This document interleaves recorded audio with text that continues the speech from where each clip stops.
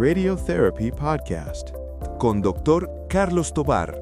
Es bien importante que las mujeres sean conscientes y sepan que una vez iniciadas sus relaciones sexuales, su vida sexual, tienen que ponerse en un chequeo, porque si yo logro detectar una etapa temprana o aquellas lesiones que son precancerosas, puedo hacer tratamientos locales, ¿verdad?, sin afectar su fertilidad. Bueno, buenas tardes. Les saluda nuevamente el doctor Carlos Mauricio Tovar, médico radiooncólogo. Siguiendo con los temas que hemos estado platicando anteriormente, pues en esta ocasión vamos a hablar acerca de un cáncer muy importante que afecta exclusivamente a las mujeres, como lo es el cáncer cérvico-uterino. Episodio 3. Decisiones difíciles en cáncer cérvico-uterino.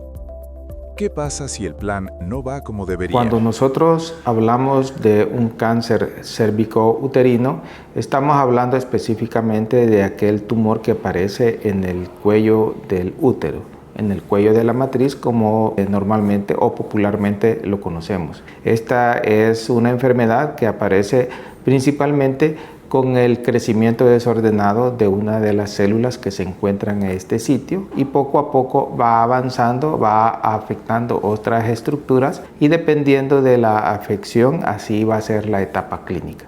Entonces, dependiendo de la etapa clínica, así va a ser el plan de tratamiento que vamos a escoger. Tenemos 3 opciones de tratamiento o los planes de tratamiento. En este caso vamos a ver que tenemos lo que es la parte quirúrgica, que sería una cirugía, una histerectomía radical. Tenemos la parte de la radioterapia, que se acompaña en algunas ocasiones con braquiterapia, y tenemos por otro lado la parte de la quimioterapia. En la mayoría de las ocasiones vamos a tener que usar los 3 tratamientos. En otras ocasiones, por ejemplo, en una etapa muy temprana, como sería un cáncer in situ, el plan de tratamiento tendría que ser exclusivamente la cirugía, porque con esta obtendríamos una tasa de cura de más del 99%. Pero van a ver en otras ocasiones que el plan de tratamiento va a cambiar.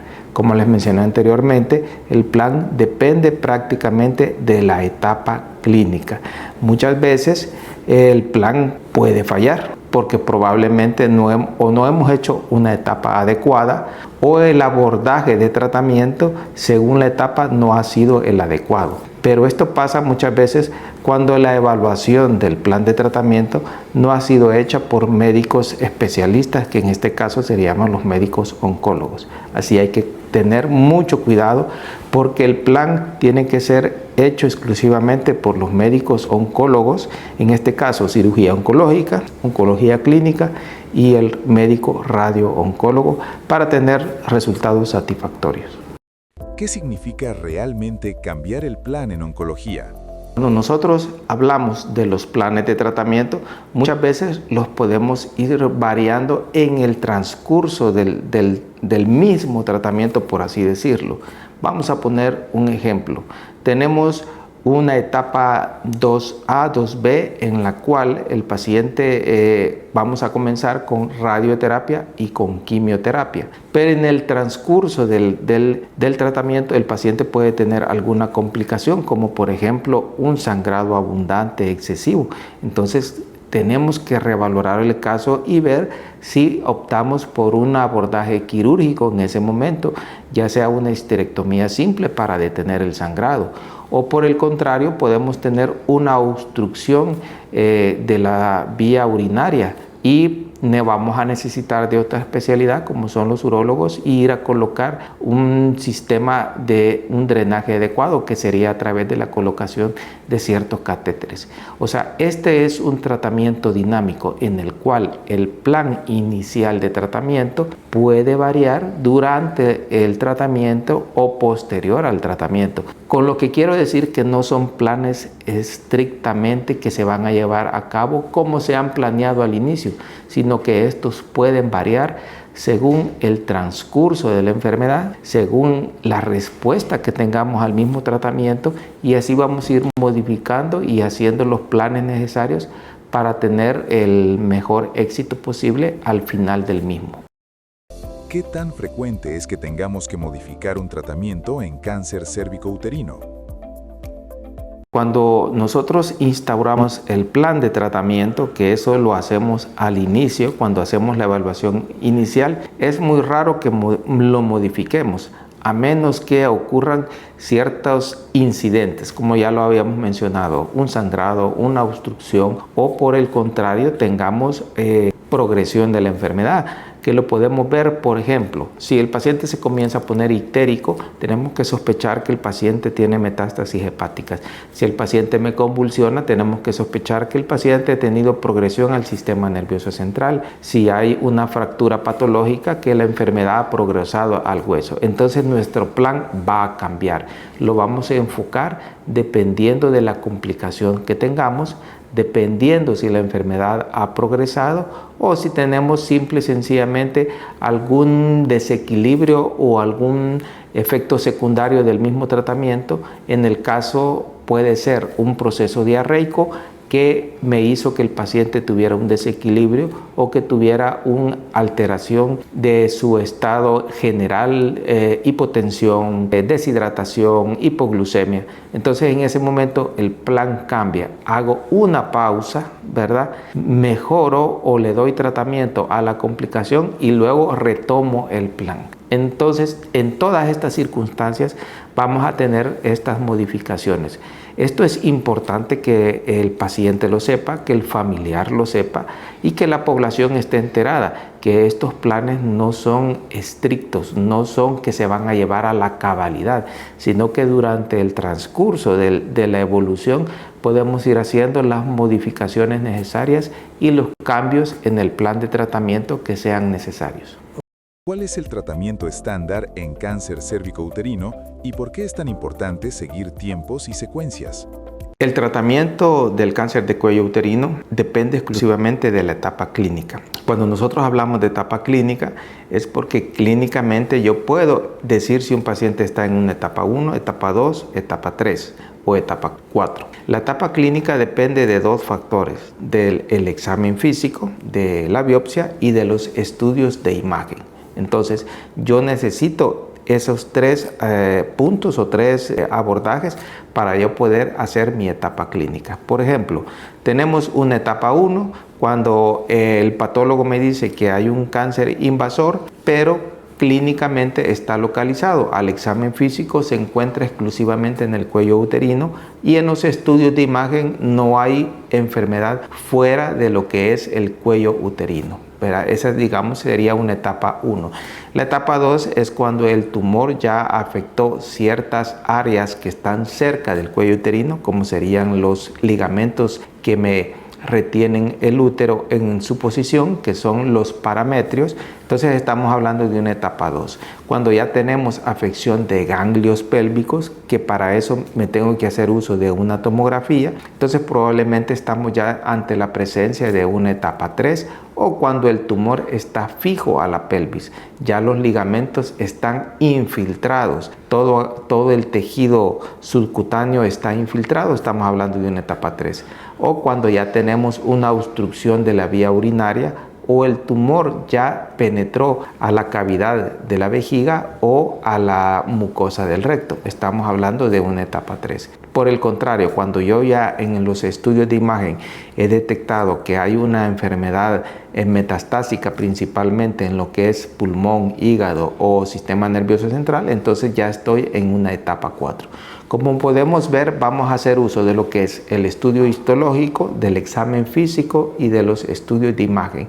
Esos 3 puntos son necesarios para saber en cuál etapa. Pero clínicamente el paciente también me da mucha información. Como les mencionaba anteriormente, si el paciente tiene un tumor sangrante y aparte de eso el paciente está ictérico, yo tengo que sospechar que el paciente ya tiene metástasis hepáticas. También tenemos el tipo de paciente que me llega con debilidad de la mitad del cuerpo o con adormecimiento de una mano y tiene el tumor localmente avanzado a nivel de la pelvis, entonces yo tengo que sospechar que hay una etapa 4 por afección del sistema nervioso central. Entonces es así como nosotros los médicos oncólogos hacemos la estadificación y le damos una etapa al paciente. Vamos a comenzar hablando de los planes de tratamiento por etapas y cómo es que se hace la secuencia. En etapa 1, el tratamiento principal es la cirugía. Yo tengo que hacer una histerectomía radical. El médico cirujano tiene que extirpar cierto grado o ciertos centímetros de vagina. Tiene que extirparme ganglios pélvicos tanto del lado derecho como del lado izquierdo. Y yo en el estudio del que el médico patólogo me va a dar, tengo que confirmar que la enfermedad está localizada al cuello uterino y no ha migrado hacia la mucosa, hacia los ganglios o hacia los tejidos que me sostienen el útero. Entonces, después de una etapa 1, yo tengo que ver que patológicamente esa etapa corresponda para decirle al paciente que su tratamiento ha terminado en esa fase, en lo que es la cirugía. Por el contrario, si yo clínicamente he estadificado al paciente como una etapa 2B, 3A o 3B, aquí cambia. El tratamiento principal sería comenzar combinación de radioterapia y quimioterapia. En esta fase comenzamos con 25 sesiones de radioterapia. Es un tratamiento diario de lunes a viernes, aproximadamente entre 5 a 10 minutos, ¿verdad? Y una quimioterapia semanal. Eso se llama un tratamiento concomitante, un tratamiento combinado. ¿Qué es lo que hace esta quimioterapia en esta fase? Es una quimioterapia que se llama radiosensibilizante. Hace que la radioterapia sea mucho más efectiva. Una vez terminada estas 5 semanas de tratamiento, procedemos a otra fase de radioterapia que se llama braquiterapia. En esta etapa o en esta fase son 3 aplicaciones que se colocan en días alternos. Por ejemplo, lunes, miércoles y viernes, se agrega una semana más. Es un aparatito que se coloca adentro del útero si la mujer no ha sido operada, o un aparatito que se coloca en la vagina si la mujer ya tuvo su histerectomía. Es una semana de tratamiento y con este tratamiento lo que buscamos es alcanzar la dosis máxima, ya sea al cuello uterino o a la cúpula vaginal. Con este tratamiento triple, digamos, en donde tenemos lo que es la biopsia o cirugía, la radio, la quimio y la braquiterapia, pues esperamos nosotros tener las tasas de cura más altas posibles. Por ejemplo, en una etapa 2A, la tasa de cura puede llegar a un 90%, en una etapa 2B podemos alcanzar una tasa de cura del 80 al 90%, en una etapa 3A la tasa de cura puede bajar a un 70-80% y en una etapa 3B, ahí sí la tasa de cura baja drásticamente hasta un 60% aproximadamente. Cuando ya hablamos de una etapa 4, no podemos decir que el paciente lo podemos curar, pero sí podemos controlar muy bien la enfermedad y tratar de tener un periodo libre de enfermedad lo más prolongado posible. Cuando nosotros hablamos de un periodo libre de enfermedad, es aquel periodo en el cual, a partir de finalizar el tratamiento, el paciente está controlada su enfermedad hasta el momento en que progresa la enfermedad. Ese periodo puede ser de 1, 2, 3, 4, 5 años o el tiempo que Dios así lo disponga. En ese momento se llama periodo libre de enfermedad. La sobrevida total, que es el otro punto que nosotros buscamos, es el tiempo que el paciente permanece vivo, aunque tenga progresión de la enfermedad, pero es el tiempo en que vive el paciente. Esos son los 2 puntos que nosotros principalmente buscamos, que es el periodo libre de enfermedad y la sobrevida total, y dentro de esto principalmente buscamos lo que es la calidad de vida del paciente.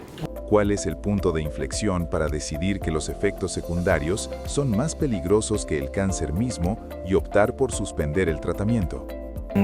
Bueno, siguiendo con la temática, vamos a hablar ahora en cuanto a los efectos secundarios de los tratamientos. Por ejemplo, vamos a enfocarnos en mi campo, que es la radioterapia. La radioterapia, como les mencionaba, es un tratamiento que se da de a poquito, ¿verdad? Es un tratamiento diario, de lunes a viernes, 5 semanas, 10 minutos todos los días y una semana extra en donde nosotros vamos a colocar lo que es la braquiterapia. Ahora bien, la braquiterapia es un tratamiento que actualmente es muy efectivo. Primero, el paciente no queda contaminado de radiación.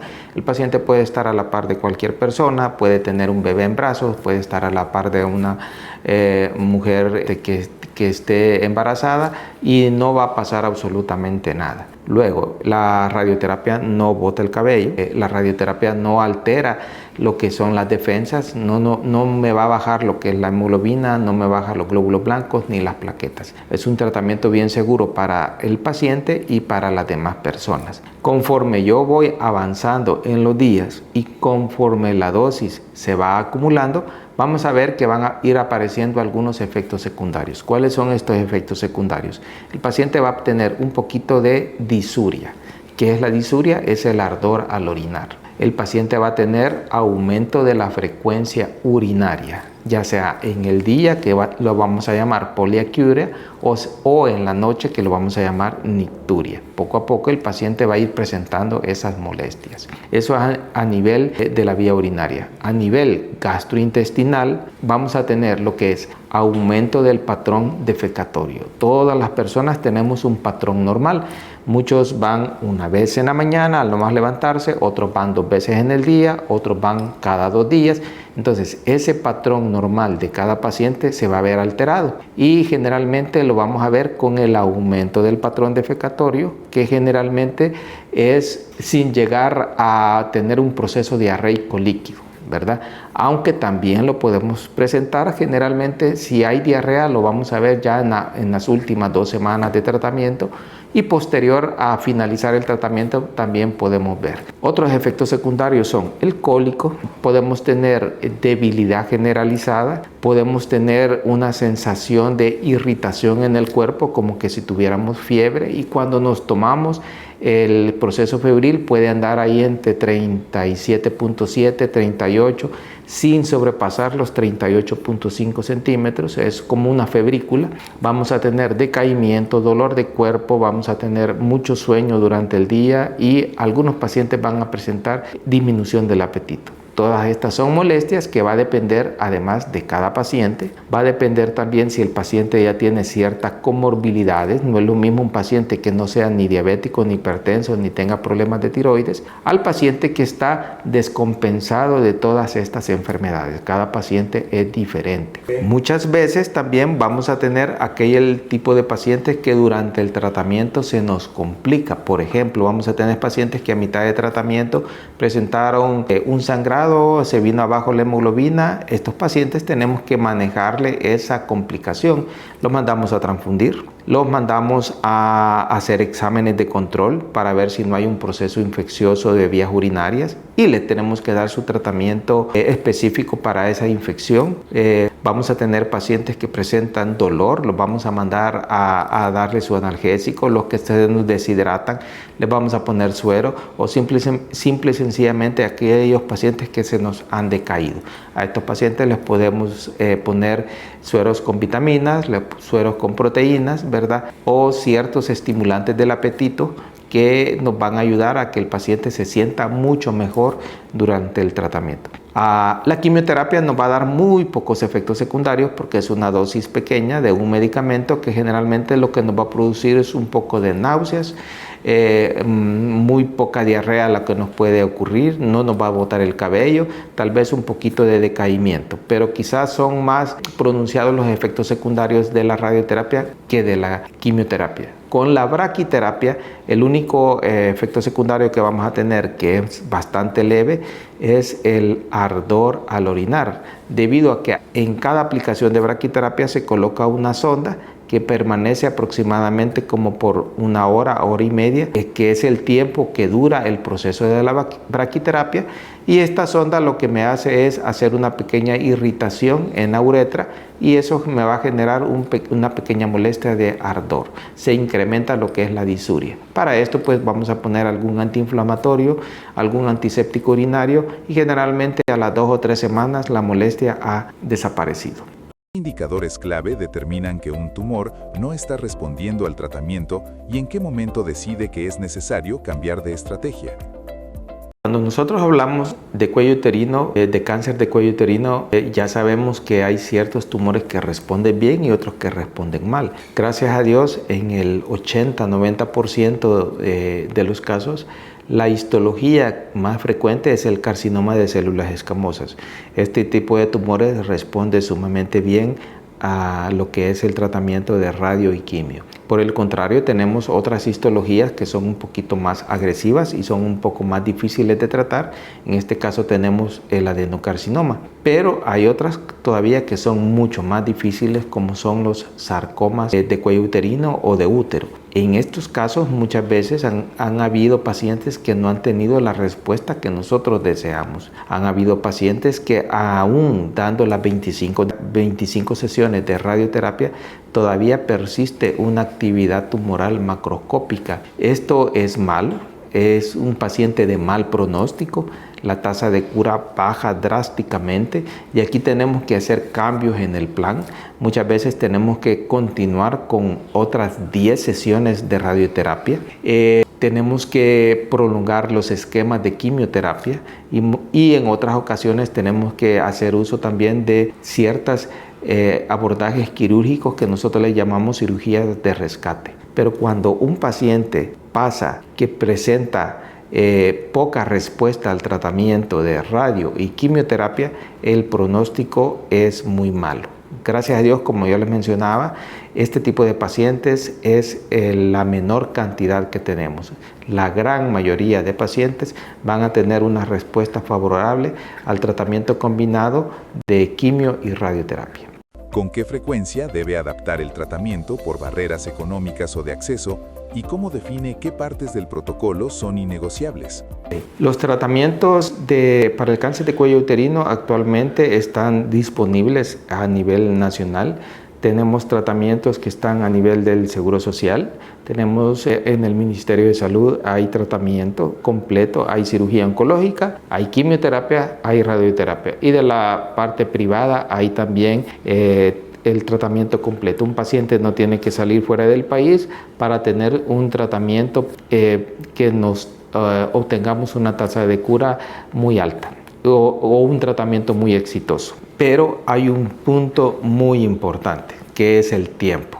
Y muchas veces en ciertas instituciones, por la cantidad de pacientes, no se va a poder alcanzar el tiempo ideal. Por ejemplo, una vez que yo he hecho la etapa clínica, una vez que yo ya tengo la biopsia, ya tengo todos mis estudios de imagen, generalmente el tratamiento tiene que estar instaurado a lo mucho a las 2 semanas de haber puesto yo mi plan de tratamiento. Pero como les mencionaba, muchas veces por la cantidad de pacientes, este tratamiento pues se prolonga. ¿Y qué pasa cuando un tratamiento o un plan de tratamiento se prolonga demasiado? ¿Cuál sería el inconveniente? El inconveniente es el siguiente, que de una etapa 1, por ejemplo, en 2 o 3 meses que me haya tardado en iniciar el tratamiento, ya no va a ser una etapa 1, puede que haya pasado una etapa 2 o una etapa 3. Por el contrario, si yo desde ya tengo una etapa 3, el problema todavía se vuelve más grave, ya que el paciente puede pasar a una etapa 4, una etapa en la cual la enfermedad ya migró a otros órganos. Entonces eso sí ya es mucho más grave. Entonces el tiempo es crucial. No podemos tardarnos, a lo mucho quizás como máximo, y dependiendo de la etapa serían unas 3 a 4 semanas. Ahora bien, si nosotros lo vemos desde el punto de vista económico y el paciente decide, mis citas están demasiado tardadas y yo lo voy a hacer de forma privada, el problema se viene en que estos tratamientos son bastante onerosos, tanto una radioterapia privada como una quimioterapia privada, estamos hablando ya de un costo que puede superar los $10,000. Entonces es importante que también la población o el paciente sepa, ¿verdad?, que el tiempo es fundamental y que si se decide hacer un tratamiento de forma privada, pues tiene que estar seguro de que el costo va a ser muy alto. Porque tampoco es conveniente que se haga solo un tratamiento. Por ejemplo, que tengan para pagar lo que es la radioterapia y no se tenga para la quimioterapia. También tiene sus efectos que no son recomendables. Entonces el paciente tiene que estar muy consciente de que si se va a iniciar un tratamiento tiene que ser completo y procurar de que se haga total hasta donde tiene que ser. cómo resuelven las diferencias de criterio entre especialistas y quién tiene la última palabra cuando no hay un consenso claro en el equipo. El manejo del cáncer de cuello uterino es un manejo multidisciplinario. Generalmente está presente lo que es el cirujano oncólogo, lo que es el oncólogo clínico y lo que es el oncólogo radioterapeuta. Es muy rara las veces en las cuales hemos tenido alguna discrepancia. En la mayoría de los casos siempre nos ponemos de acuerdo para tener un plan de tratamiento unificado y que todos estemos en la misma sintonía. Han habido algunas excepciones en las cuales tal vez por la histología o tal vez porque no nos ponemos de acuerdo en algún factor muy pequeño, pero en general pondría en mis manos que en más del 95 a 99% de los casos siempre vamos a estar de acuerdo las diferentes especialidades que estamos a cargo del manejo de esta entidad. ¿Cuál ha sido la decisión más difícil de su carrera y qué le han enseñado los años sobre cómo gestionar la presión de las consecuencias médicas? Hay un punto muy importante que necesito que las mujeres sepan. El cáncer de cuello uterino lo vamos a ver en mujeres de más de 45 o 50 años de edad, pero también lo podemos ver en mujeres jóvenes. ¿Cuál es el factor principal para el desarrollo del cáncer de cuello uterino? Es el virus del papiloma humano. Eso es el principal. Ahora, se recomienda que una mujer haga sus citologías a partir del inicio de su vida sexual. ¿Cuál es el problema? Que muchas jovencitas inician sus relaciones, pero no acuden tal vez por pena o que las vean o por otra circunstancia, no acuden a hacerse su citología una vez iniciada la vida sexual. Cuando una mujer inicia su vida sexual a muy temprana edad, el tejido de la vagina y del cuello uterino todavía está inmaduro y es mucho más fácil que el virus haga las alteraciones necesarias para producir un cáncer. Es más, yo diría que cuando está en estas edades es cuando más chequeos debería de tener. Tal es el caso que hemos tenido mujeres de 24 años que todavía no han tenido su matrimonio, muchas no se han casado, muchas no han tenido hijos y han tenido que pasar por estos tratamientos y la mujer ya no va a poder quedar embarazada, ya no va a poder tener su fertilidad como una adolescente o como una joven normal. Entonces es bien importante porque estamos hablando de la vida de una persona, de cambiar sus planes a futuro. Entonces es bien importante que las mujeres sean conscientes y sepan que una vez iniciadas sus relaciones sexuales, su vida sexual, tienen que ponerse en un chequeo, porque si yo logro detectar una etapa temprana o aquellas lesiones que son precancerosas, porque también esto yo lo puedo detectar en una etapa precancerosa, puedo hacer tratamientos locales, ¿verdad? Sin afectar su fertilidad, ¿verdad?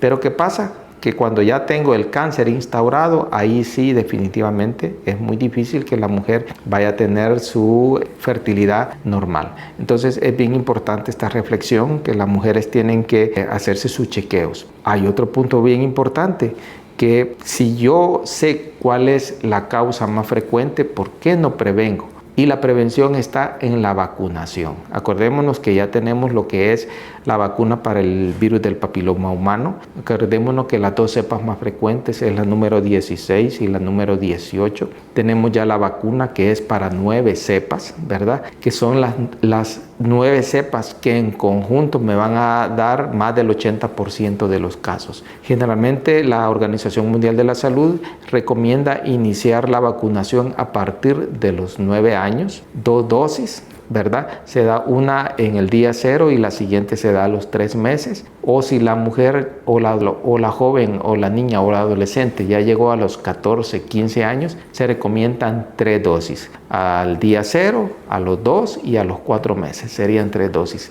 Hay muchas mujeres que también preguntan que si ya de 25 años o una vez iniciadas las relaciones sexuales, ¿se pueden poner la vacuna? Sí se puede, la efectividad es menor, pero siempre hay cierta protección ¿Qué pasa si ya la mujer tiene el virus? También se puede poner, ¿verdad?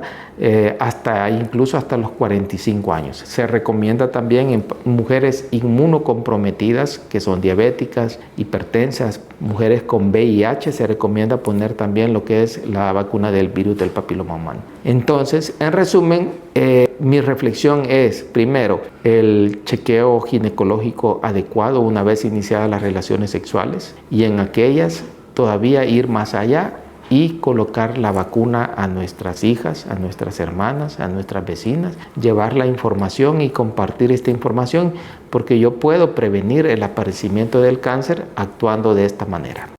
Gracias por escucharnos. Dale like, comparte y suscríbete para más contenido médico.